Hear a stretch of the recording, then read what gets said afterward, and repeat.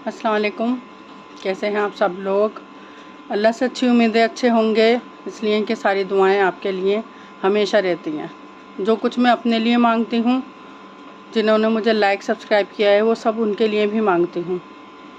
और आप भी मुझे दुआओं में याद रखें, क्योंकि आजकल के टाइम में किसी को इंसान की किसी चीज़ की ज़रूरत हो या ना हो, दुआओं की तो सबको होती है। लेकिन कुछ लोग होते हैं जो इसकी कदर करते हैं और कुछ लोग नहीं करते। तो आज का मेरा टॉपिक है गर्मियों की छुट्टियाँ, जो कि सबकी भूल गई हैं। और बहुत सारे लोग ऐसे हैं जो कहीं जाना चाहते हैं और बहुत सारे लोग कहीं गए हुए हैं और बहुत से घर में हैं, हमारी तरह कि हम घर में ही हैं, कहीं नहीं गए। ज़ाहिर है बच्चे बड़े हो गए, अब कहाँ जाएंगे। ये सोचते हैं कि बच्चे चले जाएं, एंजॉय करें। लेकिन अपनी गर्मियों की छुट्टियां हमें हमेशा याद आती हैं।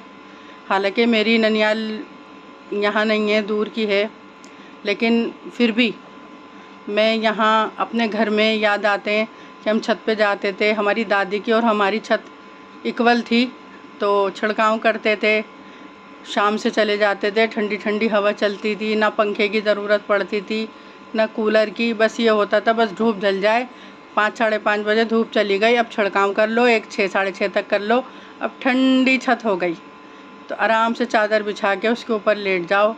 चटाई पे थोड़ा थोड़ा सा छिड़का मार लो पानी का, चटाई भी ठंडी हो गई और उस पर लेट जाओ। वो सारी चीज़ें ऐसी लगती हैं कहानी सी, जैसे हम एक कहानी अपने पीछे छोड़ाए। लेकिन जो मेरे साथ के हैं लोग, जो मेरी उम्र के हैं, उनको आज भी याद होगा कि छत पे लोग सोते थे। फिर थोड़ा मौसम चेंज होने लगा, गर्मी रहने लगी, तो फिर लोग पंखा इस्तेमाल करने लगे कि टेबल फैन छत पे चला लो भाई, अच्छा रहेगा। क्योंकि सबके घर बड़े बड़े हो गए, ऊंचे हो गए और बिल्डिंगें खड़ी हो गई, तो वो हवा का कम रहा। और मुझे नहीं लगता कि आने वाले 10 साल में, जैसे अब हम बिना कूलर के नहीं रह सकते, बिना एसी के नहीं रह सकते, कि हम लोग कहीं जा सकते हैं। क्योंकि पेड़ दिन पे दिन ख़त्म होते जा रहे हैं, बिल्डिंगें बन रही हैं, ब्रिज बन रहे हैं, हमारी सहूलियतों के लिए बन रही हैं सारी चीज़ें। लेकिन हमें भी चाहिए कि 2 से 3 पौधे ज़रूर लगाएं हफ्ते में। जहाँ तक हो, कहीं घूमने जाते हैं तो अपने साथ पौधा ले जाएं, वहाँ जाके पेड़ लगाएं। आने वाले टाइम में ज़ाहिर है वो पेड़ बनेगा, ज़रूर बनेगा। और अपने घर से छोटी सी टहनी ले जाएं, वहाँ जाके लगा दें पार्कों में। और अगर हम सब ऐसे सोचने लगे और करने लगे और पौधे जा जा के लगाने लगे, तो जैसा अब टाइम है ना, तो आने वाले 10 साल बाद भी वैसा ही रहेगा या उससे अच्छा हो सकता है। लेकिन जैसे बॉम्बे का टाइम होता है, बॉम्बे के दिन होते हैं कि 12 महीने एक साल होता है, गर्मी रहती है, शाम में थोड़ी ठंडी हवा चलती है, क्योंकि समंदर वहाँ है। यहाँ दिल्ली में समंदर नहीं है, तो वो समंदर की ठंडी हवाएं चलती हैं, लोग चादर ओढ़ के सो जाते हैं।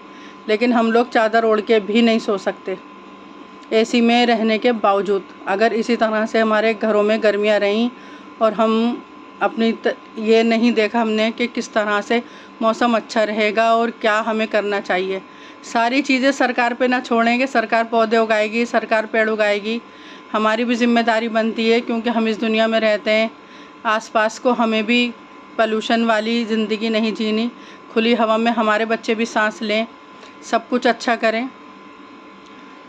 तो गर्मियों की छुट्टियां थी और आपको होगी क्या लेक्चर देने बैठ गई। लेक्चर नहीं है, बहुत काम की बात है अगर माइंड से आप सोचेंगे तो। लेकिन कहीं भी घूमने जाएं, अगर किसी पे भी असर हुआ, किसी ने 2 पौधे भी लगाए, तो मुझे लगता है मेरा ब्लॉग बनाना सक्सेसफुल हो जाएगा। और छुट्टियों में होमवर्क जल्दी कर लें ताकि बाकी के टाइम एंजॉय कर सकें, अच्छी अच्छी चीज़ें खाएं, जंक फूड ना खाएं, हेल्थ का पूरा ध्यान रखें बच्चे सारे। और माँओं को परेशान ना करें गर्मी में जाने के लिए कि हम यहाँ घूमेंगे वहाँ घूमेंगे। माँ बाप सबके अच्छा करते हैं, सोचते हैं जो हैं कि हम ठंडे टाइम लेके जाएं, अपने बच्चों को ये खिलाएं, ये ना खिलाएं, बाहर की चीज़ें, खुली हुई चीज़ें ना खाएं, क्योंकि गर्मियों में बहुत जल्दी तबीयत ख़राब हो जाती है। पानी ज़्यादातर पिएं।